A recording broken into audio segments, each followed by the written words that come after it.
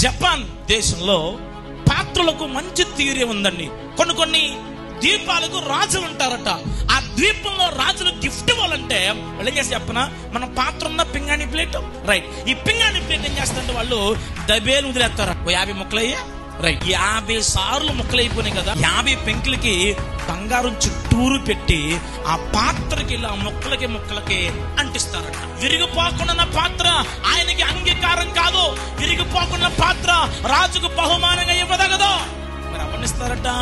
విరిగిపోయిన పాత్ర చుట్టూ మధ్యలో బంగారం వేసి దాన్ని చక్కగా అతికించి అది ఆరిపోయిన తర్వాత మొత్తం అంతా నీట్గా చెక్ చేసి అందంగా దాన్ని తయారు చేసి దానికి డ్రిమ్ పెట్టేసి బాగా మెరిసిపోయిన చేసేసి బాగా ఇలా స్క్రాచ్ చేసేసి అప్పుడు నీట్గా అయిన తర్వాత రాజునకు బహుమానంగా ఇస్తారట.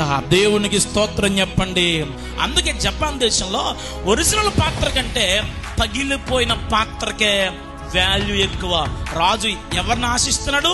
పగిలిపోయిన పాత్రను ఆయన ఆశిస్తున్నట్లుగా దేవుడు కూడా ఇక్కడ కూర్చుని నా జీవితంలో విరిగిపోయిన, పగిలిపోయిన, నలిగిపోయిన, విర్రవగొట్టబడిన పాత్రను దేవుడు కోరుకునేవాడు.